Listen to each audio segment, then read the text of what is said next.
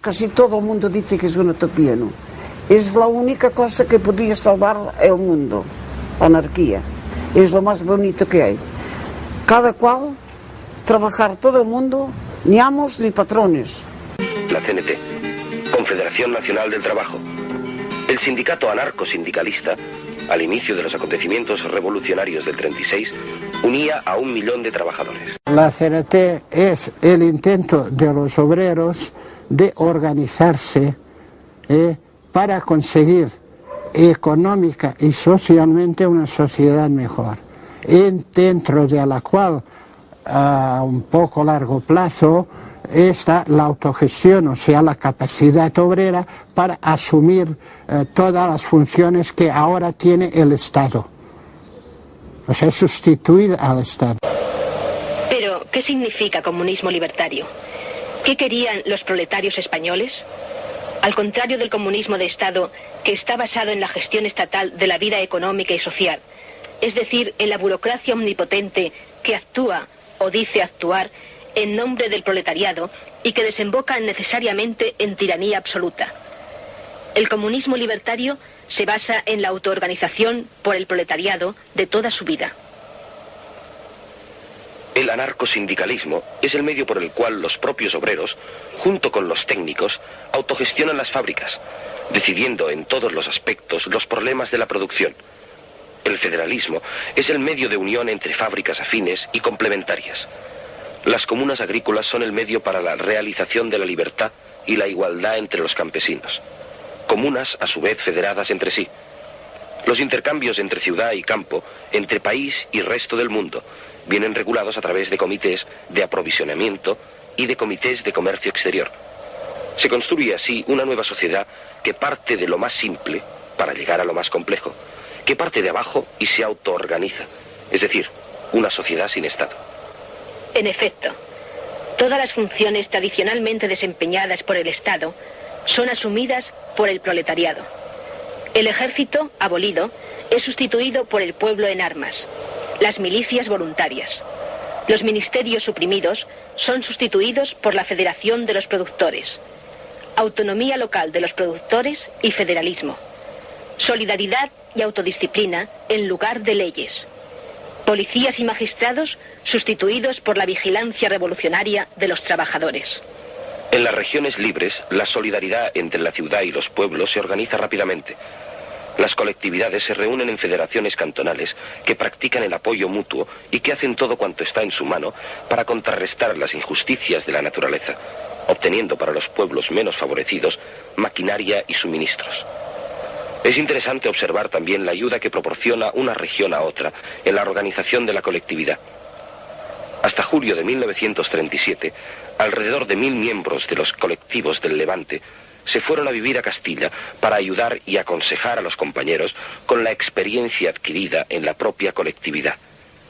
Estos campesinos tuvieron la inteligencia de aplicar a todos los delegados la regla por la cual, en una colectividad bien organizada, nadie debe dejar de ser campesino.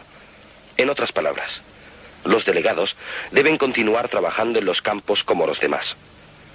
Las colectividades agrícolas no eran estructuras rígidas.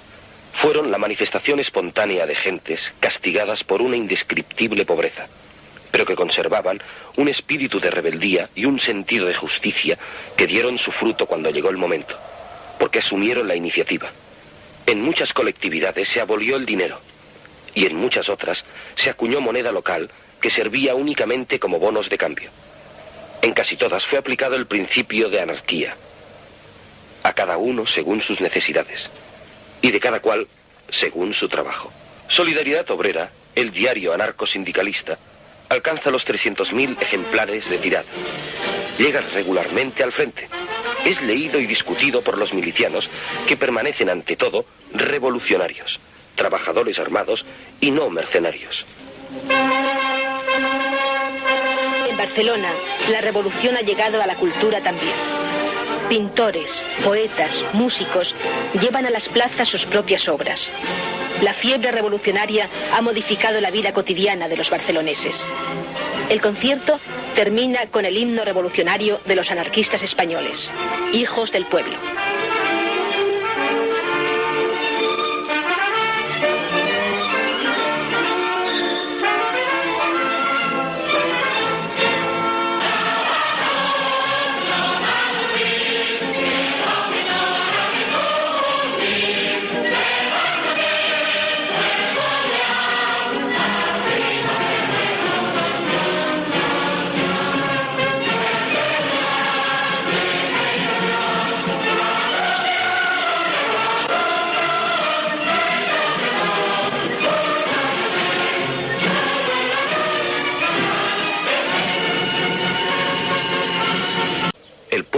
Jaralov, es liberado y se convertirá, gracias a su posición, en el centro operativo de la columna Durruti. La columna se organiza en grupos, luego en centurias y estas en agrupaciones. No hay oficiales ni suboficiales, sino delegados electos. A las familias de los milicianos se les entrega el salario por parte de los compañeros de trabajo que permanecen en Barcelona, autogestionando las fábricas. Los milicianos son bien acogidos por la población. Un orador de la milicia les explica que la tierra es de quien la trabaja, que la milicia protege a los trabajadores y prohíbe la explotación del hombre por el hombre. La tierra será trabajada de forma colectiva o individual, según la libre decisión de cada uno. Con el avance de las columnas, avanza también la revolución en el campo. El abastecimiento es proporcionado a la milicia directamente por los campesinos. En el transcurso de pocos meses, gran parte de los campos de Aragón, Levante y Cataluña serán trabajados en un régimen colectivista espontáneo. Casi 3 millones de campesinos se organizan en 1.700 colectividades autogestionadas, según criterios igualitarios, sin patronos ni burócratas. Un enorme experimento popular de comunismo libertario. De Barcelona continúan saliendo columnas de voluntarios, y también de Valencia, liberada después de 2 semanas de asedio a los cuarteles por los obreros revolucionarios. La acción conjunta de todas las milicias obreras... Grandes arterias urbanas rebosan de tráfico y son muestra gallarda de cómo el proletariado ha encauzado la vida de la ciudad.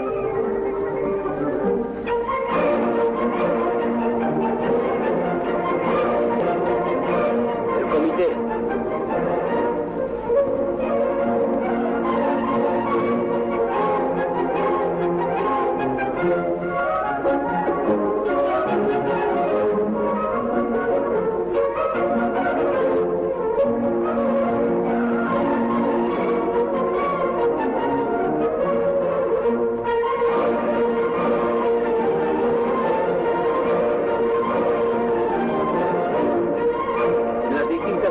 De este soberbio edificio, centenares de empleados trabajan activamente.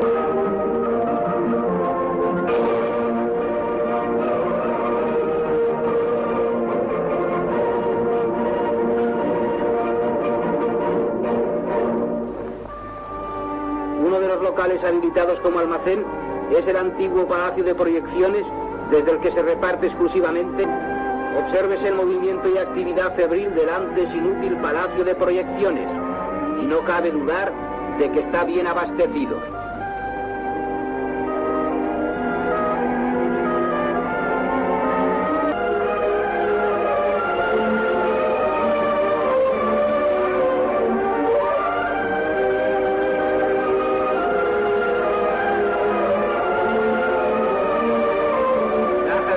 De leche condensada destinadas a los enfermos, latas de conservas de todas clases,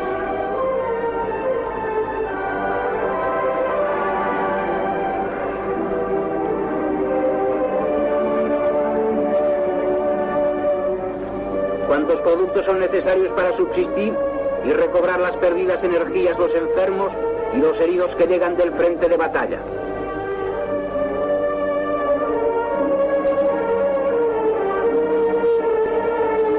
Presentación de un vale basta para que la dependencia de este almacén provea de comestibles a quienes van a recogerlos para llevarlos a las clínicas y hospitales a que están destinados. Hay repartidos por todo Barcelona otros muchos almacenes como el del Palacio de Proyecciones. Cada uno de ellos tiene una misión distinta. Este que vemos ahora en la calle de Pallars envía los géneros de que está repleto al frente de Aragón.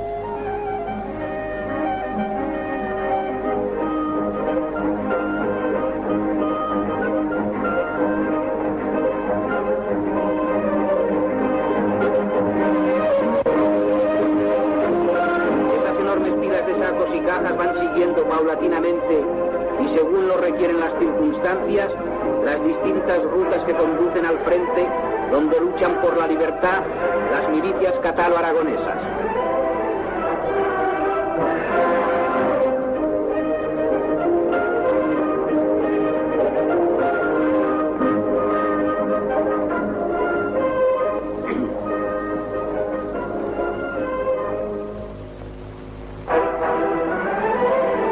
carne como la de ternera y la de cerdo sirven para la fabricación de embutidos, como en esta fábrica de Manlleu, que también está controlada por Abasto. Estos embutidos tienen distintos nombres según la mezcla de carne que entra en su elaboración y según también la manera de trabajarla. Así se convierten en mortadela, salchichón, fuet y otros embutidos igualmente apetitosos.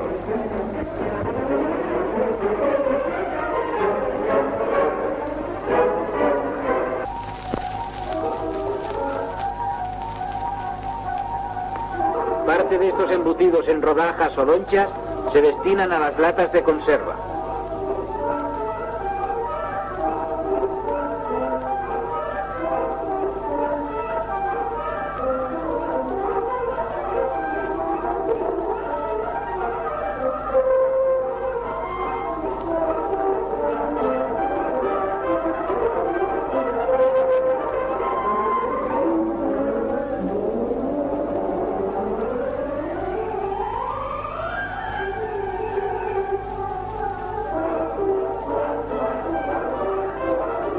De la fábrica de embutidos pasamos a otra de pastas para sopa.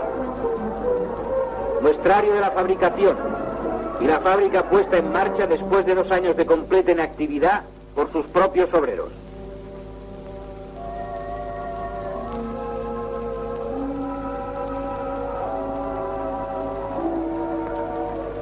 Máquinas, correas y poleas de transmisión. Todo funciona con ritmo acompasado en esta orquestación del trabajo. La masa va cayendo en la giratoria que la va afinando, preparándola para darle luego, en otros aparatos y máquinas, caprichosas formas. En esta otra giratoria pequeña toma la graciosa forma de tirabuzones.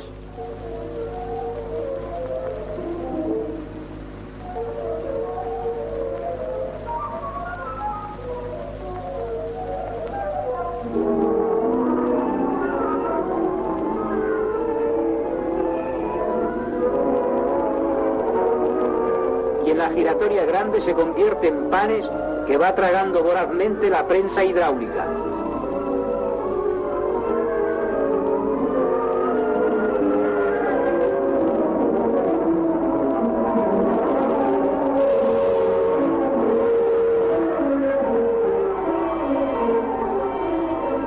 Cuando los panes de masa han pasado por la larga garganta de la prensa hidráulica, cae por la parte inferior de la misma, convertida ya en macarrones.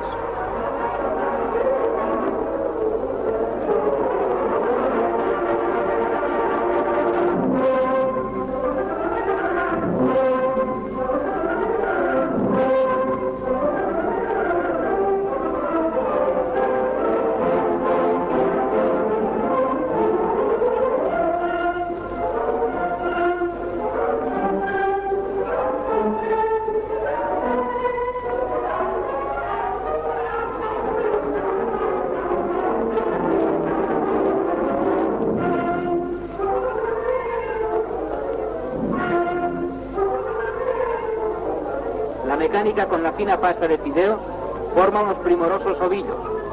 Es curioso observar cómo esta máquina, bajo la mirada vigilante de un obrero especializado, realiza una labor tan perfecta.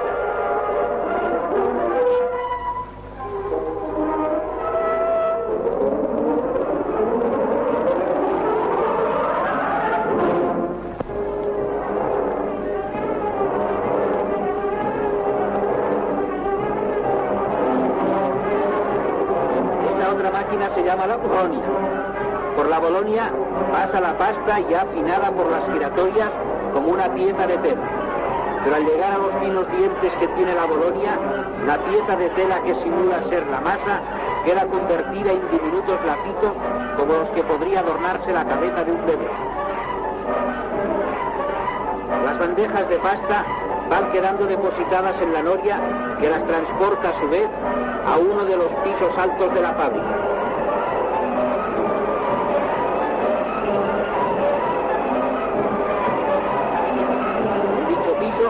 Hay otras obreras que colocan las bandejas de pastas en los secaderos.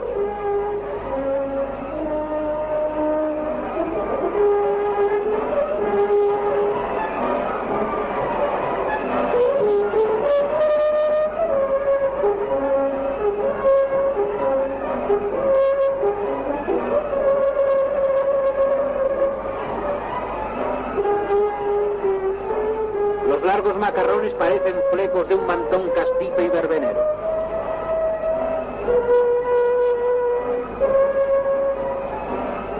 Luego, ya secas las distintas pastas para la sopa, se procede a su empaquetado.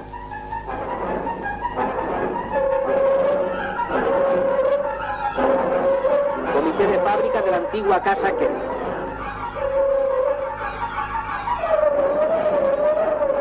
¿No habéis bebido nunca leche pasteurizada o cacaolat? Aquí tenéis cómo se elaboran estas bebidas nutritivas. Los jarros de leche son vaciados en la báscula.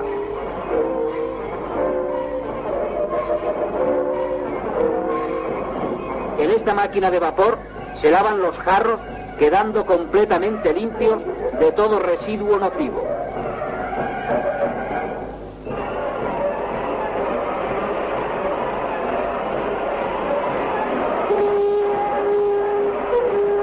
La misma operación se efectúa con las botellas que han de contener el blanco líquido. La máquina embotelladora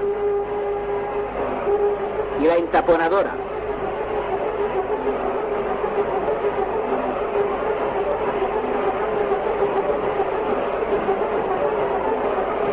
El autoclave contiene centenares de botellas sometidas para su conservación a una temperatura conveniente.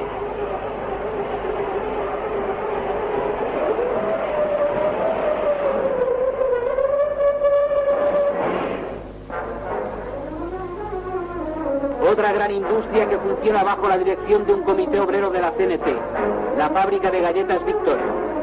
Volvemos a la fecunda armonía de las máquinas, la draga.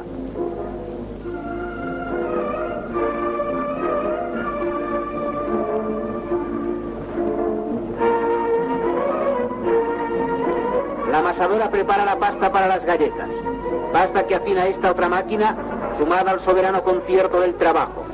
Otras grandes máquinas que realizan distintas operaciones de la elaboración de la galleta contribuyen a esta grandiosa melodía. Dinamismo, vitalidad de acero. Eso cantan volantes, ruedecillas y poleas.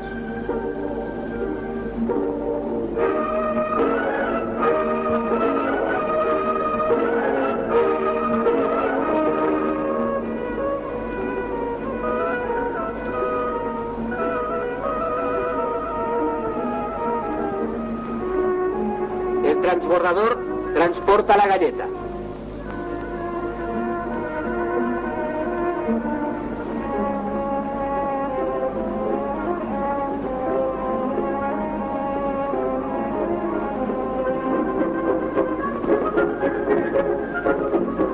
He aquí la máquina que hace los paquetes de las galletas destinadas exclusivamente a los milicianos.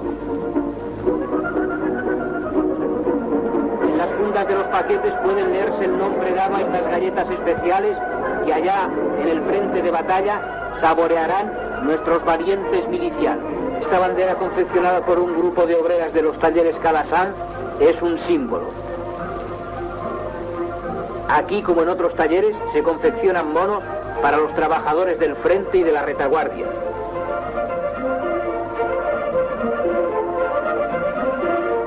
Los pies de las obreras hacen girar velozmente las ruedas de las máquinas de coser. Y las máquinas giran y giran sin cesar en una labor febril que es el tributo que la retaguardia rinde a los que luchan heroicamente en el frente.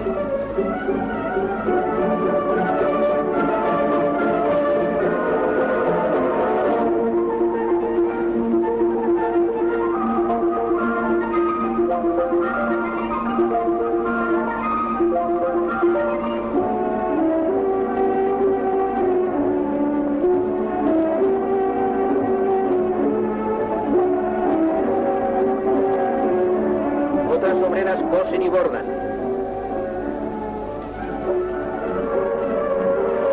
Otras aún se dedican al plegado de los monos.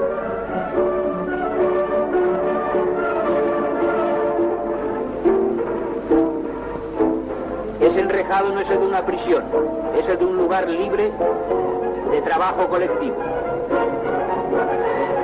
Estas muchachas, como aquellas, cosen cosen sin darse punto de reposo porque trabajan para sus hermanos del frente.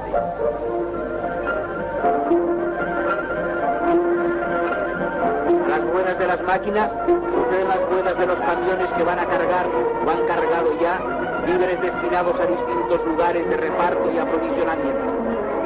Por carreteras y calles van los camiones en direcciones distintas hacia el lugar de su destino.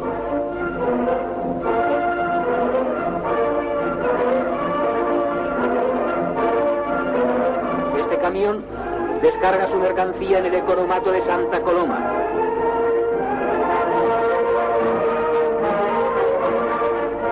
El economato va surtiendo de comestibles a todos los obreros de la barriada.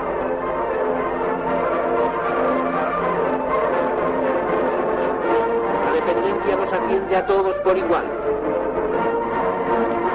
Les facilita exactamente los géneros y la cantidad consignada en los vales recogidos en la oficina local de abasto.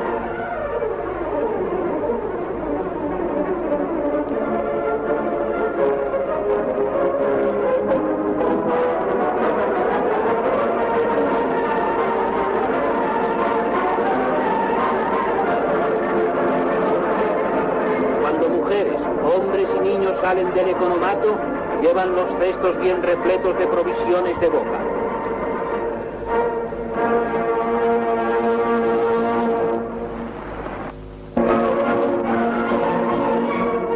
Los amplios comedores que antes ocupaban maquilladas y frívolas damiselas, grandes financieros, capitanes de industria, aristócratas ociosos y aventureros internacionales de toda la Haya, ahora están abarrotados de hombres y mujeres humildes que siguen el ritmo de la sociedad que se está creando.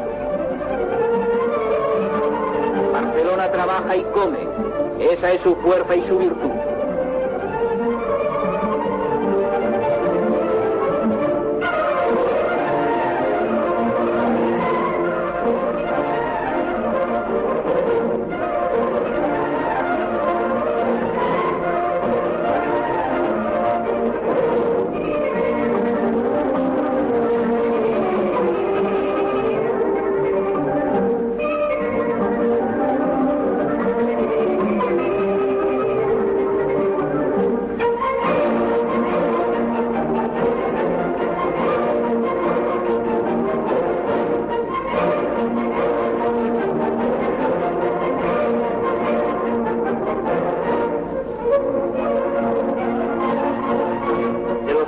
Populares de la retaguardia, nos trasladamos al campamento de Durruti en el sector de Bujaraló.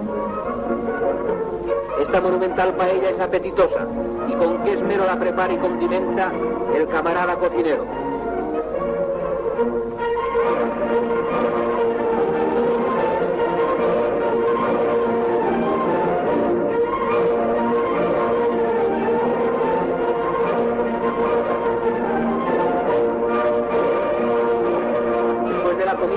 El campamento del camarada Durruti adquiere nueva actividad. Y al fondo, entre dos tiendas de campaña, la bandera de la FAI se alza señera como símbolo de victoria. El Consejo de la Escuela Nueva Unificada nace con el objetivo de promover una escuela única, gratuita y laica en lengua catalana. La revolución crea también servicios de asistencia y provisión, inexistentes hasta entonces, que cubren gratuitamente la sanidad, las bajas temporales, la invalidez y la jubilación. Se lucha contra el paro aumentando los puestos de trabajo o contratando nuevos trabajadores, aunque no sean necesarios, para repartir el trabajo entre todos. Las pequeñas empresas y talleres se agrupan, se unifican compañías eléctricas. El entramado es complejo, pero implica a todos. Nos sentíamos involucrados y luego, claro, nos daba un protagonismo y una responsabilidad que asumimos, diría yo, muy a gusto. En las asambleas lo que se discutía, no tú que serás, yo que seré, sino cómo mejorar la producción, cómo el trabajo organizarlo mejor, cómo quitar intermediario entre una acción y otra, porque claro, una fábrica es compleja. Tienes que ser consciente de que trabajas para ti, entonces, que ya no mantienes a ningún patrón, aún trabajas con más anhelo. allí se estaba exento de luz, de agua, de escuela, de todo. Allí no había que pagar nada. Y no había egoísmo de nada. Nada, ni egoísmo no existía. ¿Cómo va a existir si no hay dinero? Cuando no hay dinero no puede haber egoísmo. Hoy lo dices y no lo comprende la gente, pero que no, que se asumió bien. El haber hecho la colectividad, cómo crear la colectividad, la inmensa mayoría del pueblo lo encontraron muy bien, y esto que no eran sindicalistas ni eran anarquistas, todos.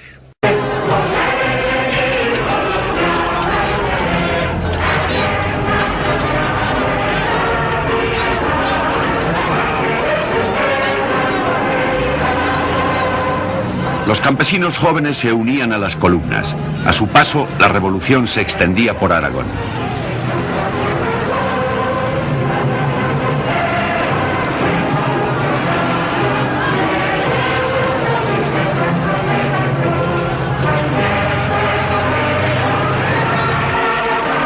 El viejo sueño anarquista de crear colectividades rurales se convirtió en realidad en Aragón. Todas las formas de producción pasaron a manos de la comunidad. Las colectividades rurales estaban dominadas por los anarquistas. Mas de las Matas es uno de los pueblos aragoneses colectivizados en ese verano revolucionario del 36. Fue una experiencia que el pueblo no ha olvidado. Estos tres hombres eran jóvenes anarquistas que participaron en colectivización de Mas de las Matas. Se les buscó un local. Benigno Castañer era ebanista. Mis máquinas fueron las primeras que fueron al taller colectivo.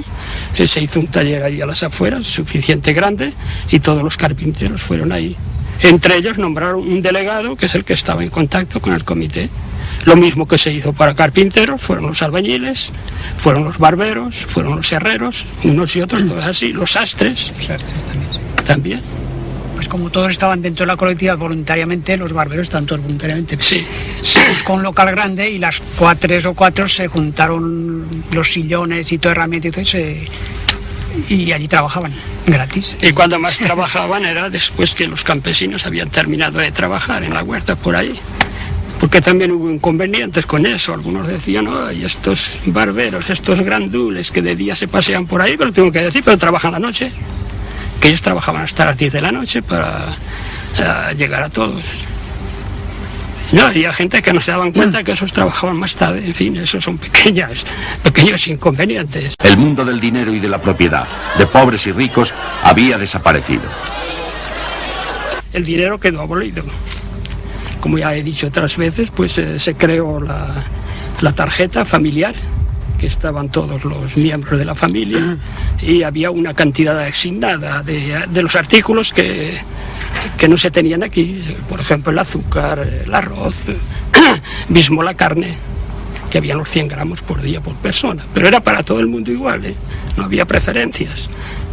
El resto, como he dicho otras veces, lo de la huerta, esto todo el mundo comía a voluntad. O sea que el dinero quedó abolido completamente en el sentido interno. El primer problema que hubo es que al ser todo gratis, te acuerdas del tabaco, el café, bueno, sí, ese es un problema que se creó. Sí, todo claro, el mundo quería tomar café porque era gratis. Todo el mundo a fumar, o por lo menos recogerla. Y eso hubo que rectificarlo. Entonces hicisteis los racionamientos del tabaco. No, el tabaco estaba racionado, pero no podíamos negarlo a nadie. Eso fue una contradicción para nosotros, porque queríamos suprimir los vicios y nos dimos cuenta que al darlo gratis, pues había más que fumaban. Pero no podíamos negarlo a nadie. En todos los pueblos aragoneses colectivizados se dieron experiencias semejantes. Yo entré, pero convencido de que propio nada. Mi casa se quedaron casi llorando y yo llevé los machos, los dineros que había y la comida y las ovejas, todo lo entregué allí, pero con un entusiasmo que ni me di cuenta ya, y trabajando igual. Delegado Abasto, pues creo que eso ya se comprende. Nos hicimos cargo de todas las mercancías que teníamos y además un pueblo que no da trigo, pues veníamos a Levante y lo cambiamos por azúcar. Pues teníamos la fábrica de azúcar, pues había una cosecha ya. Y de allí nos llevábamos chocolate y cosas, intercambios. Y ya con el carbón ya se traían mercancías de calzado, de vestidos, de todo eso para el pueblo, y ya se traían de afuera. Se nombraba cada pueblo una delegación representativa de cada pueblo y allí se construyó en Benicarló, digamos, la Federación de Colectividades. Tras la expropiación espontánea de tierras y fábricas, bajo la organización de la Central Anarcosindicalista, Alcoy se convierte en un ejemplo de autogestión obrera con las industrias colectivizadas en su totalidad. Se crea el CLUEA, el Consejo Levantino Unificado de la Exportación de Agrios, encargado de coordinar directamente desde las colectividades la venta al extranjero. Muy pronto este organismo, nacido de la Revolución. Y en el extranjero ya teníamos en París, en Bruselas, en Holanda, en fin, todas esas cosas. Todo aquello funcionó perfectamente y cada vez mejor, cada vez mejor. En Asturias, la CNT y la FAI forman parte del Consejo de Asturias y León, del que Ramón Álvarez es consejero de Pesca. Los obreros eran los administradores de las industrias. Nosotros seguimos sin hacer colectividades de una manera anunciada, pues de una manera soterrada. En Levante hubo colectividades, en Andalucía hubo colectividades, en Castilla hubo colectividades para todo, pero tan homogéneo como en Aragón no la hubo en ninguna parte.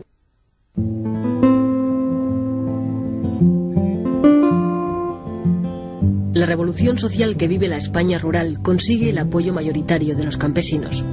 Son 3 millones de españoles viviendo bajo los principios del comunismo libertario.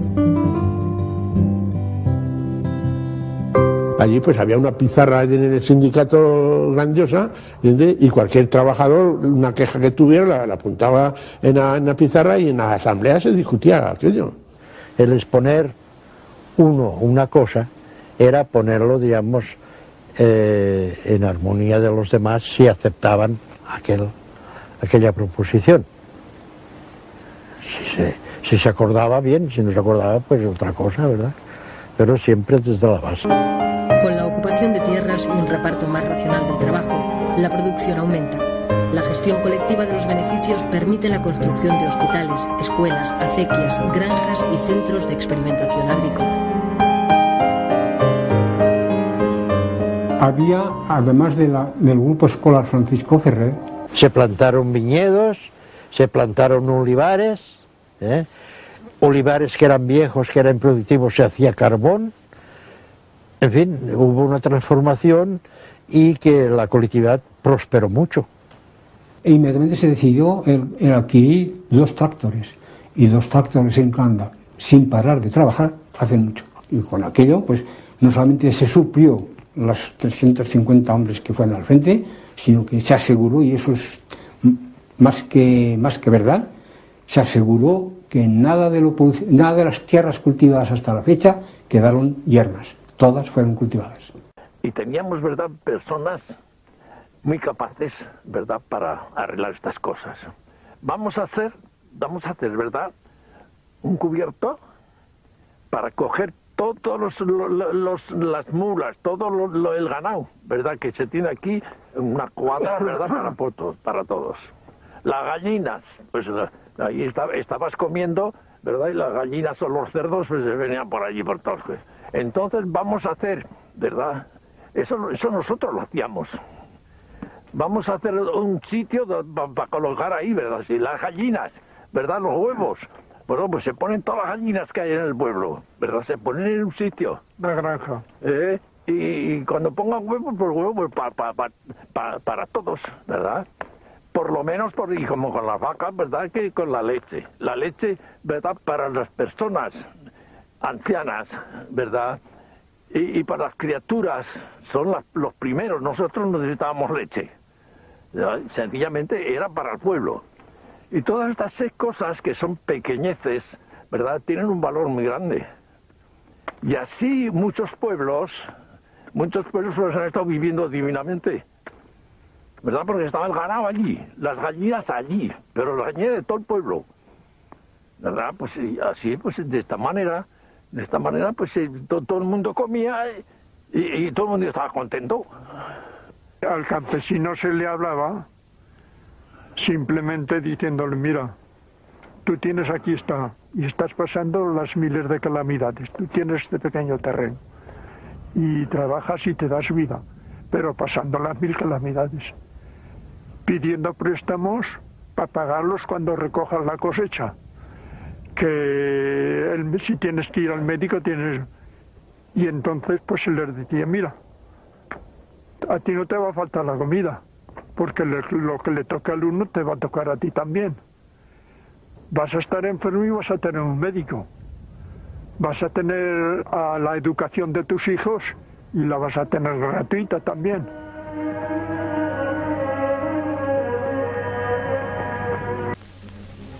A la salida de la estufa, el tronco es recogido otra vez por un montacargas y conducido a la máquina de contrachapeado, esparciendo un agradable olor a pan recién salido del horno.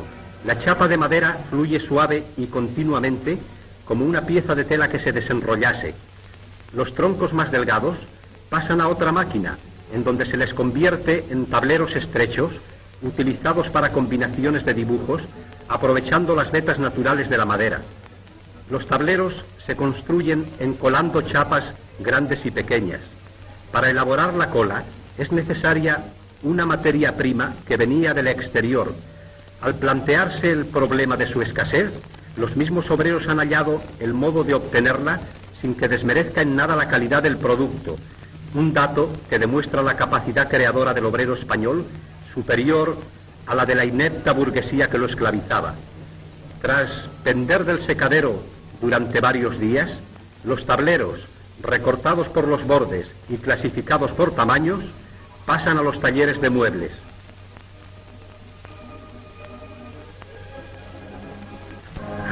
Las cuchillas y sierras que morderán la madera exigen un escrupuloso cuidado.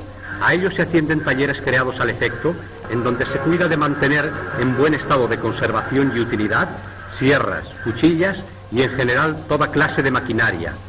Antes del 19 de julio, trabajaban en Barcelona 8.000 obreros del ramo.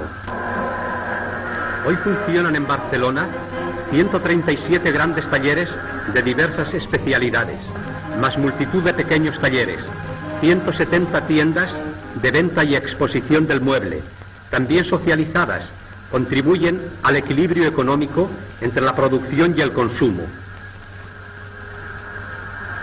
Diversos talleres de la sección trabajan activamente para la guerra antiimperialista y revolucionaria que mantiene el pueblo español produciendo carrocerías de camiones, de esos camiones que abastecerán el Madrid heroico y asegurarán los transportes a los diversos frentes al roncar de sus potentes motores, construidos también en España, en Cataluña, bajo el signo de la CNT.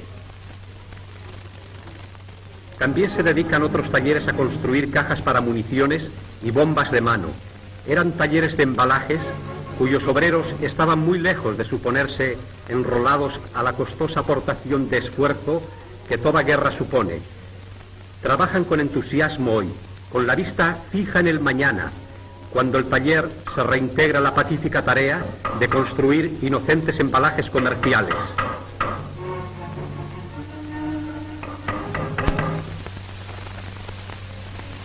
La construcción de hangares para aviación y barracones docker para hospitales de sangre, también trabajan los obreros de la madera. Los barracones son fácilmente desmontables, pudiéndose así trasladar su emplazamiento cuando conviene. Otros barracones son destinados a escuelas provisionales, mientras se va ganando la gran escuela para chicos y grandes, que ha de ser el nuevo régimen que se da a sí propio, el pueblo español.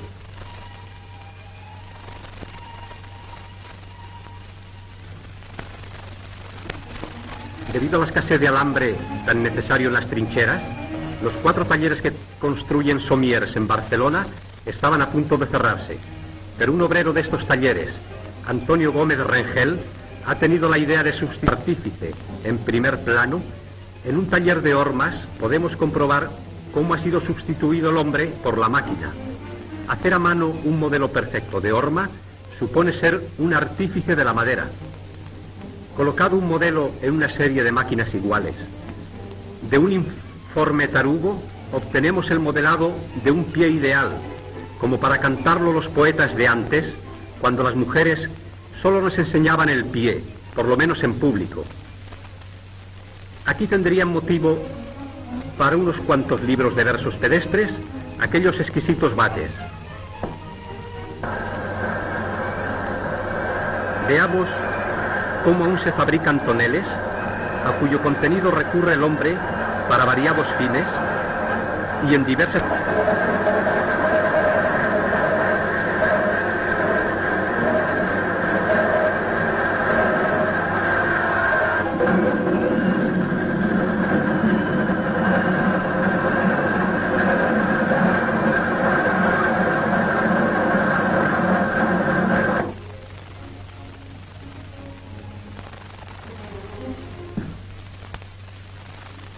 En cada taller de muebles hay una sala en donde los dibujantes se esfuerzan en hacernos agradables y cómodo el dulce hogar. Como la sección madera pertenece al Sindicato de Industria de la Edificación, Madera y Decoración, se estudia la posibilidad de llegar en breve a conseguir armonizar la arquitectura y la decoración, edificando casas y conceptación en el público, superando la demanda a la producción. Se ha abierto una exposición del muelles. Se rellena de crin el lugar del asiento y se procede a tapizarlo. Como se verá, construir un sencillo sillón implica una serie de operaciones manuales, desde que la madera es curvada y lijada hasta que el sillón se da por terminado.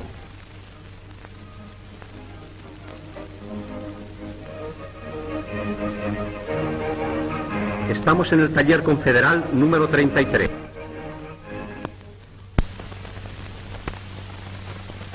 Veamos las piscinas que han construido los obreros de este taller, con sus cotizaciones extraordinarias y apoyados por el sindicato. Pedir un cuarto de duchas a los patronos.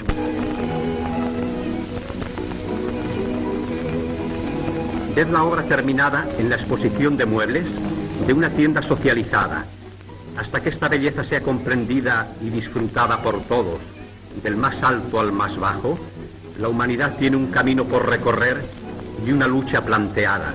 No solo de pan vive el hombre, se ha dicho, en efecto. Y eso es así, porque el hombre liberó sus manos de la tierra y aprendió a servirse de ellas para elaborar objetos útiles y bellamente decorativos, desarrollándose a la par que su destreza, su inteligencia. Contemplemos el lujo, el arte, sin odio, al margen de la lucha contra los poseedores de la riqueza de todos.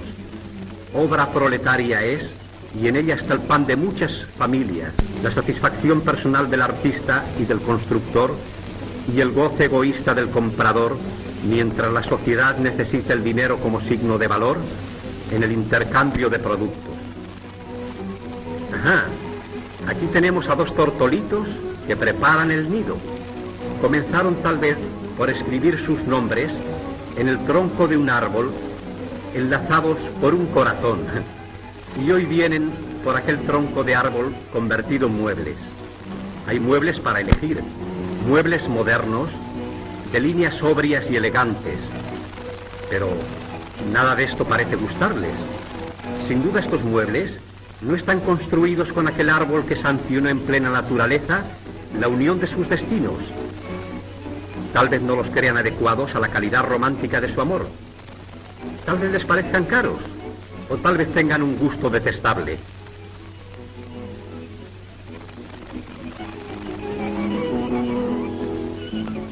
Vaya, vaya, que las tengáis muy felices.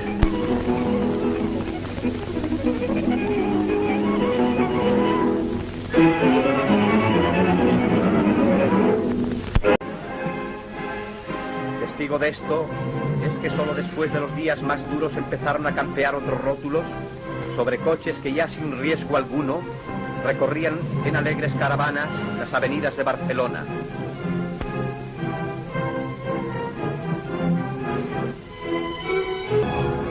Arriba el Ateneo Libertario, modesta universidad de cultura popular y libre. Debajo está la imprenta del boletín El Frente, portavoz de la columna Durruti.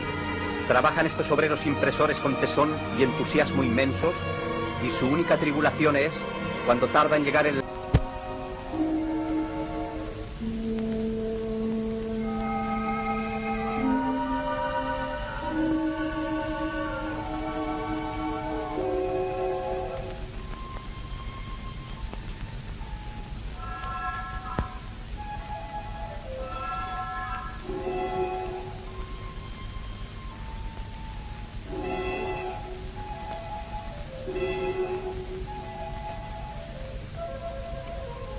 Los viejos, viva la CNT, viva la FAI.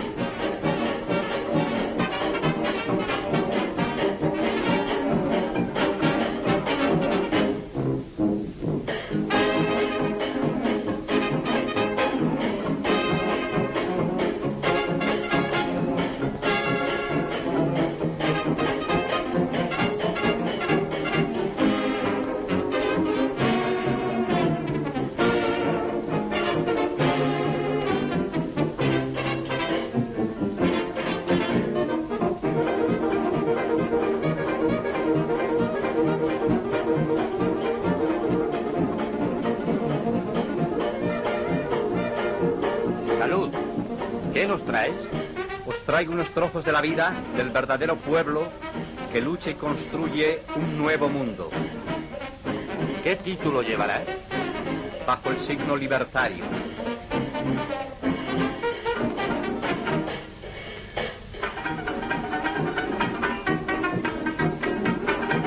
Con él han escrito los anarquistas algunas de las páginas más aleccionadoras en la historia de la emancipación humana, de la lucha por la libertad y la igualdad. Los proletarios explotados y los revolucionarios de todo el mundo deben conocer estas páginas que los historiadores del poder han intentado arrancar. Deben saber, deben analizar por qué la historia de la Revolución Social Española es parte esencial de su historia.